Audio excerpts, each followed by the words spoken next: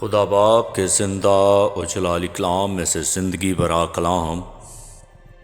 پالوس رسول کا خط افسیوں کے نام،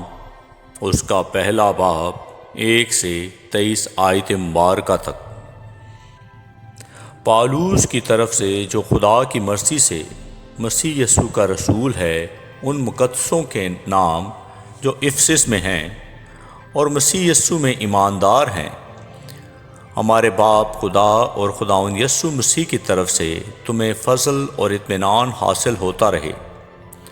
ہمارے خداوند یسوع مسیح کے خدا اور باپ کی حمد ہو، جس نے ہم کو مسیح میں آسمانی مقاموں پر ہر طرح کی روحانی برکت بخشی،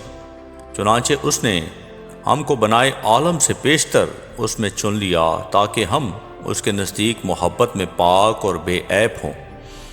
اور اس نے اپنی مرضی کے نیک ارادے کے موافق ہمیں اپنے لیے پیشتر سے مقرر کیا کہ یسوع مسیح کے وسیلہ سے اس کے لے پالک بیٹے ہوں، تاکہ اس کے اس فضل کے جلال کی ستائش ہو جو ہمیں اس عزیز میں مفت بخشا۔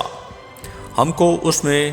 اس کے خون کے وسیلہ سے مخلصی یعنی قصوروں کی معافی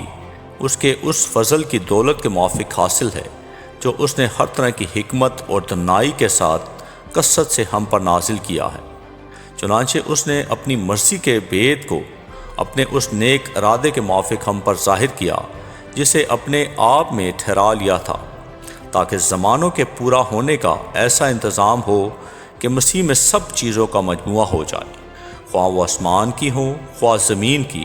اسی میں ہم بھی اس کے ارادے کے موافق، جو اپنی مرضی کی مصالحت سے سب کچھ کرتا ہے، پیشتر سے مقرر ہو کر میراث بنے، تاکہ ہم جو پہلے سے مسیح کی امید میں تھے اس کے جلال کی ستائش کا باعث ہوں۔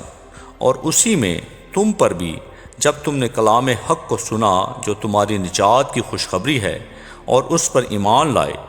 پاک مولود روح کی مہر لگی، وہی خدا کی ملکیت کی مخلصی کے لیے ہماری میراث کا بیانہ ہے، تاکہ اس کے جلال کی ستائش ہو۔ اس سبب سے میں بھی اس ایمان کا جو تمہارے درمیان خداوند یسوع پر ہے اور سب مقدسوں پر ظاہر ہے، حال سن کر تمہاری بابت شکر کرنے سے باز نہیں آتا، اور اپنی دعاؤں میں تمہیں یاد کیا کرتا ہوں کہ ہمارے خداوند یسوع مسیح کا خدا جو جلال کا باپ ہے، تمہیں اپنی پہچان میں حکمت اور مکاشفہ کی روح بخشے، اور تمہارے دل کی آنکھیں روشن ہو جائیں، تاکہ تم کو معلوم ہو کہ اس کے بلانے سے کیسی کچھ امید ہے، اور اس کی میراث کے جلال کی دولت مقدسوں میں کیسی کچھ ہے،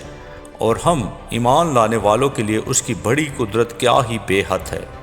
اس کی بڑی قوت کی تاثیر کے موافق جو اس نے مسیح میں کی، جب اسے مردوں میں سے جلا کر اپنی دائیں طرف آسمانی مقاموں پر بٹھایا، اور ہر طرح کی حکومت اور اختیار اور قدرت اور ریاست اور ہر ایک نام سے بہت بلند کیا، جو نہ صرف اس جہان میں بلکہ آنے والے جہان میں بھی لیا جائے گا، اور سب کچھ اس کے پاؤں تلے کر دیا، اور اس کو سب چیزوں کا سردار بنا کر کلیسیا کو دے دیا۔ یہ اس کا بدن ہے، اور اسی کی معموری سے جو ہر طرح سے سب کو معمور کرنے والا ہے۔ آمین۔ پاک کلام کے پڑھے اور سنے جانے پر خدا ان کی برکت ہو، خدا ان کا شکر ہو۔ آمین۔ اس زندہ اور جلالی کلام کو زیادہ سے زیادہ شیئر کریں، تاکہ لوگ سن کر برکت پائیں۔ آمین۔